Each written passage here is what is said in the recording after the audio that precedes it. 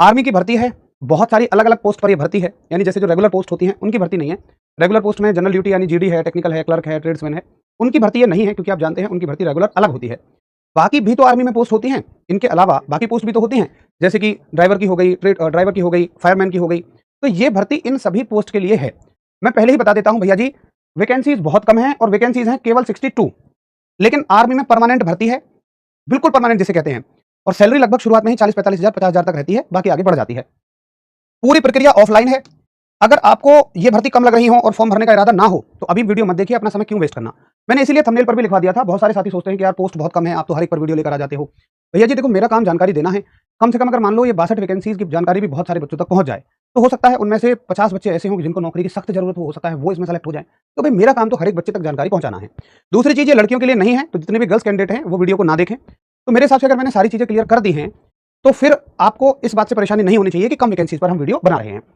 लेकिन जो साथी इच्छुक हैं वो वीडियो पूरी इसलिए देखना क्योंकि फॉर्म वगैरह सब ऑफलाइन भरे जाएंगे, और ऑफलाइन फॉर्म भरने के बाद आप देखते हैं ज्यादातर शिकायत ये रहती है कि इसका तो एडमिट कार्ड ही नहीं आता है। वो इसलिए नहीं आता है क्योंकि आप फॉर्म भरने में बहुत सारी गलतियां कर देते हैं, या जो चीजें मांगी जाती हैं वो आप नहीं लगा के भेजते हैं।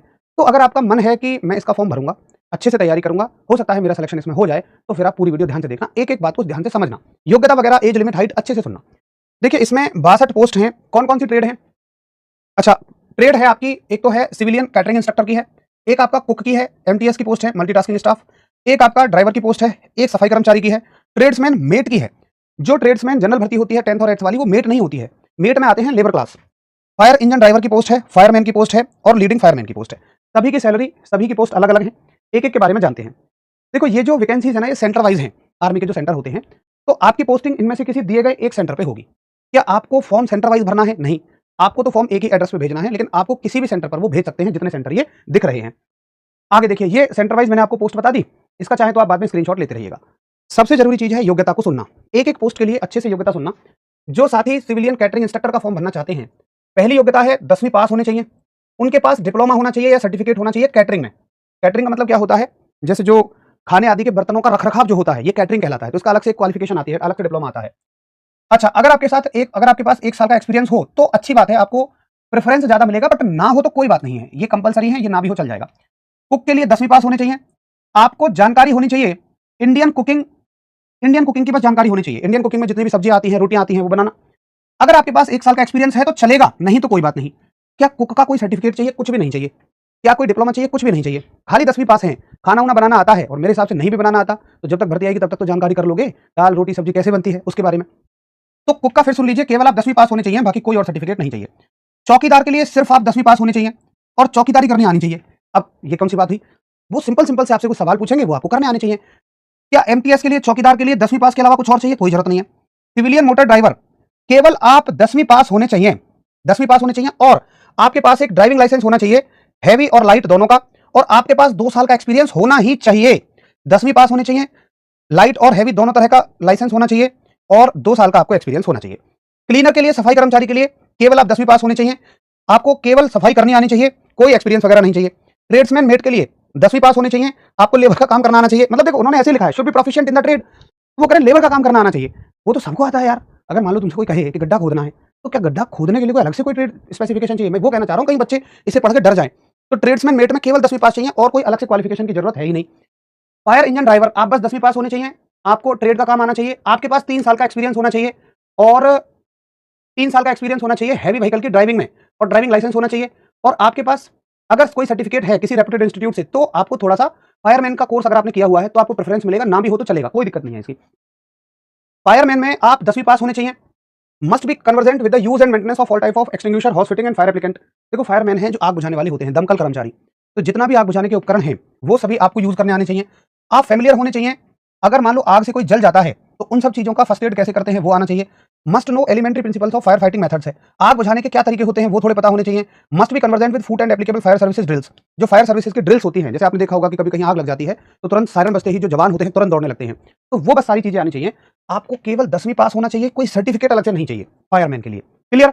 लीडिंग फायरमैन में भी आप बस 10वीं पास होने चाहिए और यही सारी चीजें आपको आनी चाहिए। तो अगर देखा जाए, केवल और केवल कैटरिंग में आपके पास सर्टिफिकेट होना चाहिए, बाकी किसी भी पोस्ट के लिए कोई और सर्टिफिकेट की जरूरत नहीं है, केवल 10वीं पास से योग्यता है।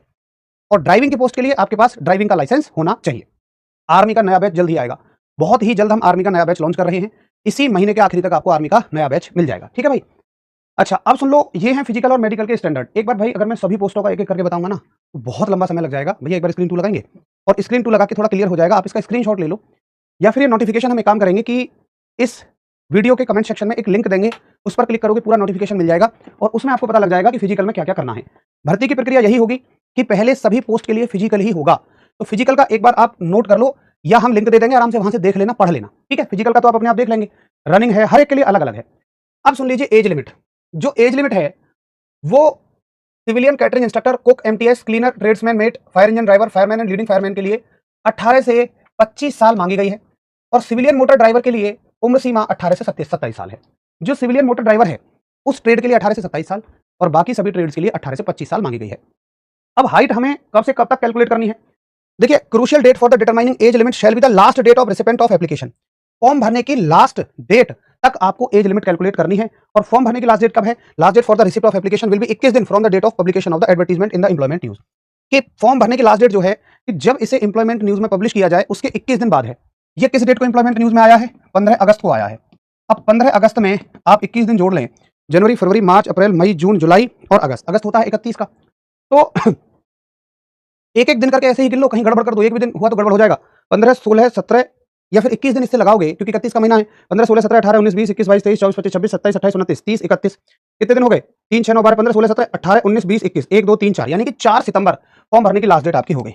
4 सितंबर फॉर्म भरने की लास्ट डेट है और आप अपनी जो उम्र सीमा कैलकुलेट करें वो 4 सितंबर को, यानी 4 सितंबर 2026 को आप अपनी डेट ऑफ बर्थ से 18 से 25 साल होनी चाहिए बाकी सभी पोस्ट के लिए और 18 से 27 साल होनी चाहिए सिविलियन मोटर ड्राइवर के लिए। ठीक है भैया, नेवी का रिजल्ट जल्द ही आ जाएगा मित्र, जल्द ही आ जाएगा। तो ये हो गई आपकी एज लिमिट। अच्छा, आगे देखें आप जरूरी चीजें। जो साथी फिजिकल पास कर जाएंगे, फिजिकल के बाद उन सभी को बुलाया जाएगा रिटर्न एग्जामिनेशन के लिए।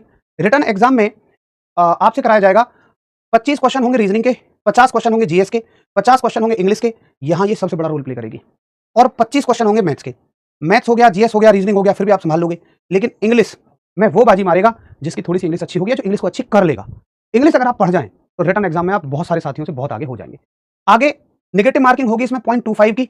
2 घंटे का समय होगा। कितने क्वेश्चन हो गए? 150 क्वेश्चन हो गए। 25 दूनी 50, 150 और 2 घंटे का आपके पास समय होगा। ठीक है, जो साथी रिटर्न क्लियर कर लेंगे फिर एक मेरिट बनेगी। ये सिलेबस दे रखा है डिटेल, नोटिफिकेशन में आप देख लीजिएगा। जो साथी रिटर्न क्लियर कर लेंगे उनकी ट्रेड टेस्ट वगैरह होकर फाइनल ज्वाइनिंग हो जाएगी। ठीक है, अब देखो फॉर्म कैसे भरना है। मैं आपको फॉर्म का सर्टिफिकेट बता देता हूं। ये है फॉर्म का फॉर्मेट। अच्छा, जो जो आपको लगाना है वो सारी चीजें बता रहा हूं इसमें। हाँ, अब मैं जो कह रहा था कि आप सबसे बड़ी गलती करते हो फॉर्म को भरने में। एक सेकंड रुको। ये तो फॉर्म भरने का तरीका एक बार आप सभी ध्यान से देखिएगा। फॉर्म आपको नोटिफिकेशन में ही मिल जाएगा। हम जो नोटिफिकेशन का लिंक देंगे कमेंट सेक्शन में, उस लिंक पे क्लिक करोगे वहीं आपको मिल जाएगा। ठीक है, एक सेकंड रुको। हाइट आपकी देखो ना यहां दी हुई होगी, फिजिकल एंड्योरेंस टेस्ट में आपकी दी हुई होगी। जैसे कि ये रनिंग हो गई, 50 किलो वेट हो गया, 7 किलो हो गया, 50 किलो हो गया, और physical standard and endurance test, physical standard हो गया, physical efficiency test, fire engine driver में इधर दी हुई है, इसी में लिखा होगा कहीं ना कहीं। ये देखो, जैसे इसमें ना हाइट दे रखी है। अब देखो जैसे ट्रेड्समैन मेट में देखें हम, तो इसमें हाइट का कोई भी क्राइटेरिया नहीं दिया हुआ है, लेकिन इसमें देखो इसमें हाइट का क्राइटेरिया दिया हुआ है। इसमें लिखा हुआ है हाइट विदाउट शूज जो होनी चाहिए 165 सेंटीमीटर होनी चाहिए ड्राइवर वाले में। Provided that concession of 2.5 centimetre in the height shall be allowed for member of the scheduled tribe. ST वाले साथियों को 2.5 सेंटीमीटर हाइट में छूट मिलेगी। बाकी इसमें चेस्ट वगैरह सब दे रखी है। अब देखो जैसे ट्रेड्समैन मेट के लिए है, इसमें हाइट दी ही नहीं है, तो फिर इसमें हाइट का क्राइटेरिया ही नहीं है। अब आ जाते हैं जैसे फायरमैन में। फायरमैन में हाइट 165 सेंटीमीटर मांगी है, एसटी वाले साथियों को 2.5 सेंटीमीटर की छूट है। लीडिंग फायरमैन में भी हाइट 165 सेंटीमीटर है और 2.5 सेंटीमीटर की छूट है। उसके बाद ये हो गई कौन कौन सी पोस्ट के लिए? ट्रेड्समैन मेट के लिए हो गया, फायर इंजन ड्राइवर के लिए हो गया, लीडिंग फायरमैन के लिए हो गया, फायरमैन के लिए हो गया। ये बाकी के लिए लगाया हमने, बाकी के लिए फिजिकल एंड्योरेंस टेस्ट वगैरह। तो एक बार ना आप बाकी का नोटिफिकेशन में हम आपको दे देंगे, वहीं से आपको मिल जाएगा। ठीक है, जिसमें नहीं दिया हो उसमें हाइट नहीं है, और जिस ट्रेड में दे रखी है उसके लिए हाइट आपको यहां से दिख जाएगी। ठीक है, वो आराम से मिल जाएगी, उसके लिए परेशान मत होइए। अब सबसे ज्यादा जरूरी चीज है फॉर्म भरने का तरीका। तो इस फॉर्म को डाउनलोड कर लेना। इसमें बेसिक बेसिक चीजें हैं। आपको अपना नाम, पिताजी का नाम, डेट ऑफ बर्थ, अगर कोई एंट्री ना समझ में आए तो इसके नीचे कमेंट कर देना, वो मैं बता दूंगा। बाकी तो सब बेसिक चीज है। परसेंटेज भरनी है, आपने अगर कहीं नौकरी करनी है तो वो, और name of the station candidate wishes to be posted if selected in the order of preference. आपसे पूछा गया है कि आप कौन सी सेंटर पे जाके नौकरी करना चाहते हैं। तो जितने सेंटर मैंने शुरू में दिखाए हैं, आपके जो नजदीक हो, सबसे नजदीक सेंटर आप उसको भर देना। यहाँ पे चॉइस मांगी गई है, ये डिक्लेरेशन हो गई। इसके साथ जितने भी मैं दे रहा हूं, जैसे एडमिट कार्ड मिलेगा आपको, एडमिट कार्ड के 3 फॉर्मेट हैं, 1, 2 और 3। ये तीनों आपको खुद भर के भेजने हैं। आप सोचोगे एडमिट कार्ड मैं क्यों भेज रहा हूं? एडमिट कार्ड फोटोकॉपी पे निकाल के डिटेल भर के आप ही भेजते हो, वो बस आपका रोल नंबर भर के भेज देंगे। ये आपको नहीं भरना है, रोल नंबर नहीं भरना है, वो आपको आपका रोल नंबर भर के भेज देंगे, बाकी सब कुछ करके खुद ही भेजना है आपको। फोटो को लगा देना यहाँ पे अपना सेल्फ अटेस्टेड, फोटो चिपका के और यहाँ पे ऐसे साइन करना कि वो आधे फोटो पे हो आधे अंदर हो। अटेस्टेड का मतलब ये है। ये तीनों आपको भर के भेजने हैं, ये अंडरटेकिंग पूरी भर के आपको भेजनी है, इनमें कुछ अलग नहीं है। आप आराम से पढ़ोगे, अगर ऐसे समझ में नहीं आ रहा तो जेमिनी चैट जीपीटी से स्कैन करना, हिंदी में पूछ लेना इसका हिंदी मतलब क्या है, वो भी पता लग जाएगा। मतलब ये बहुत आराम से भर सकते हो आप, लेकिन भर के जरूर भेजना। कोई भी डॉक्यूमेंट अगर आपने नहीं भेजा तो गड़बड़ हो जाएगी। इन सबको भर के, और इसके साथ साथ कौन कौन से डॉक्यूमेंट लगाने हैं सुनिए।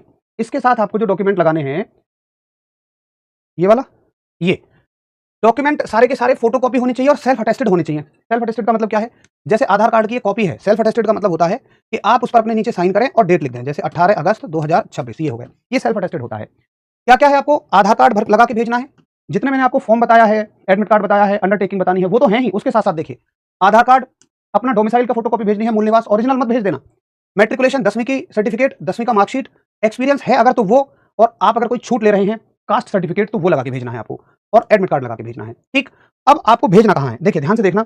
एक लिफाफा लेना, बड़ा सा येलो कलर का आता है, बड़ा सा लिफाफा, उस पे और अगली बात ध्यान से सुनना, ये सबसे जरूरी चीज है। आपको क्या लिखना है, आपको लिखनी है ऐसे, application for the post of, जिस पोस्ट के लिए आप भर रहे हैं। अगर आप मान लो फायरमैन के लिए भर रहे हैं तो यहाँ पे लिख देना फायरमैन। ट्रेड्समैन मेट के लिए भरना है तो ट्रेड्समैन मेट। कैटेगरी जनरल है, ओबीसी है, क्या है, वो भर देना। इस पे लिखना परसेंटेज इन मैट्रिकुलेशन इक्विवेलेंट, यहाँ पर ये चीज लिखी जाएगी। अब ध्यान से सुनना, अगर आपकी परसेंटेज 50% है या उससे नीचे है तो आपको स्याही यूज करनी है रेड। अगर मान लो किसी की परसेंटेज है 49 तो लाल कलर की स्याही से 49% लिख देना। ये सब चीजें नहीं लिखी जाएंगी। अगर किसी की परसेंटेज 51 से लेकर 60 तक है तो उसको नीली स्याही का इस्तेमाल करना है। मान लो 52% है तो ऐसे लिख दो 52%। अगर किसी की 61% से ज्यादा है तो काली स्याही का यूज करना है। मान लो किसी की है 78% तो 78%। आप कहोगे कि अगर परसेंटेज, क्या परसेंटेज के बेस पे ही एडमिट कार्ड आएगा? जी हाँ, उन्होंने लिखा है कि ऐसा वो क्राइटेरिया लगा सकते हैं। अगर देखिए नंबर ऑफ एप्लीकेशन बहुत सारे पहुंच जाते हैं तो वो परसेंटेज का क्राइटेरिया लगाएंगे और केवल उनको बुलाएंगे जिनकी परसेंटेज ज्यादा होगी। ऐसा जरूरी नहीं है कि परसेंट, अब इसमें बहुत सारे साथी सोचें कि मेरी तो ज्यादा परसेंटेज है ना, मैं तो ना भरूं। ऐसा जरूरी नहीं है कि परसेंटेज का ही क्राइटेरिया होगा। कई बार वो ऐसा भी कर देते हैं कि अगर एप्लीकेशन फॉर्म है तो फिर सबको बुला लेते हैं अगर कम भरे गए हैं तो। ठीक है, यहाँ पर आपको अपने सिग्नेचर करने हैं, जहां पर अपने सिग्नेचर मार देना, उसके नीचे अपनी डेट लिख देना। ये पूरा आपका एनवेलप है जो येलो कलर का आता है, उसी पे हम ये सारी चीज कर रहे हैं। उसके बाद आपको यहाँ पर स्टंप लगानी है, डाक टिकट लगाने हैं। डाक टिकट डाकघर में जाके पूछ लेना। आप नॉर्मल पोस्ट भी कर सकते हैं, स्पीड पोस्ट भी कर सकते हैं, रजिस्टर्ड पोस्ट भी कर सकते हैं, कैसे भी करके भेज दो, कुरियर करके भेज दो, कैसे भी करो। यहाँ पे लिखना फ्रॉम, अपना पूरा एड्रेस लिख देना, नाम सन ऑफ लिख देना, पूरा एड्रेस लिख देना। और यहाँ पर ये एड्रेस ध्यान से देख लो एक बार, यही लिखा जाएगा as it is, to the presiding officer civilian directorate, director recruitment board, TVCR ASC centre south, Agram post Bangalore, और ये पूरा पिन कोड और कर्नाटका, इस जगह पर आप इसे भेज रहे हैं। यहाँ अपना पता और यहाँ भेजी जाने वाली जगह का पता, ये आपको अच्छे से लिख के भेजना है। ये सारे के सारे फॉर्म भर के आपको लगा देने हैं। इसके अलावा अगर कोई डाउट हो तो इस वीडियो के कमेंट सेक्शन में कमेंट करके मुझे पूछिएगा, मैं फिर से आप सभी के लिए जानकारी लेकर आ जाऊंगा। भाई आईसीजी जीडी का अब तक भर्ती शुरू हो जानी चाहिए थी बट नहीं हुई है, उसका हम जल्दी ही पता लगा देंगे और बाकी हम थोड़ा सा पता करके आपको जल्दी ही बताएंगे। और बताइए, फॉर्म भरने में कुछ नहीं है, मैंने सब देख लिया। आपका नाम है, पिताजी का नाम है, माताजी का नाम है, डेट ऑफ बर्थ है, ये आप खुद से भर सकते हैं, है ना भाई। तो उसके लिए परेशान मत होइए, खुद से एक बार फॉर्म भरिए, अच्छे से भरिएगा, तरीके से, दिक्कत नहीं होगी। ठीक है, चलिए जी। तो आपको पूरी नोटिफिकेशन एक बार थोड़ा सा अपना हाइट वगैरह उसमें देख लेना, पूरी नोटिफिकेशन, उसमें फिजिकल की डिटेल होंगी और उसी में आपके ये सारे के सारे डॉक्यूमेंट होंगे जो मैंने आपको बताए हैं। बाकी लिफाफा खरीद के अच्छे से भर के और सारा एप्लीकेशन फॉर्म अच्छे से भेजना। मैं फिर से रिपीट कर रहा हूँ, एडमिट कार्ड सिर्फ उनके नहीं आएंगे, बहुत सारे बच्चे उसके साथ एडमिट कार्ड अटैच नहीं करेंगे, बहुत सारे बच्चे ओबीसी सर्टिफिकेट वगैरह अटैच नहीं करेंगे, सारे डॉक्यूमेंट अटैच नहीं करोगे, कुछ गलत सलत भर दोगे तो ही एडमिट कार्ड नहीं आएगा, अन्यथा एडमिट कार्ड आपका आएगा, घर पे आएगा, बाई पोस्ट आएगा। बोल के रखना अपने डाके भैया को, उनसे टेकअप करते रहना हर 15 दिन पे कि हमारा कोई पोस्ट तो नहीं आई। कई बार वो अपने पास रखे रहते हैं क्योंकि डाक का प्रचलन आजकल कम हो गया है, तो वो अपने पास उसको रखे रहते हैं और फिर जब एग्जाम की डेट निकल जाती है तब वो आपको दे रहे होते हैं। बस ऐसा केस ना हो जाए, बाकी एडमिट कार्ड आएगा। ठीक है, एज लिमिट वगैरह मैंने सब कुछ आपको बता दी है। जो साथी बीच से जुड़े हैं एक बार पूरी वीडियो देखिए, आपको सारी बात समझ में आ जाएंगी। इसके अलावा अगर कोई डाउट है तो फिर कमेंट सेक्शन में पूछिएगा, मैं फिर से आपके लिए वीडियो लेकर आ जाऊंगा। लेकिन जल्दी कर दीजिए, 4 सितंबर वहां पहुंचने की डेट है फॉर्म को। ऐसा नहीं आप सोचिए कि 4 सितंबर अपने यहाँ से भरूंगा, और 4 सितंबर तक अगर आपको फॉर्म पहुंचाना है तो 25 अगस्त तक हर हालत में भर के यहाँ से भेज दीजिए। स्पीड पोस्ट तो 2-3 दिनों में भी पहुंच जाता है, लेकिन इतना रिस्क क्यों लेना है। 4 सितंबर लास्ट डेट है, 25 अगस्त को भेज भाज के खत्म करिए। इसमें कोई ऐसी चीज तो है ही नहीं कि जो आपको तहसील के चक्कर काट के बनवानी है, सब कुछ तो आपके पास डॉक्यूमेंट होंगे ही। चलिए फिर मिलते हैं, नमस्कार, जय हिंद, जय भारत साथियों।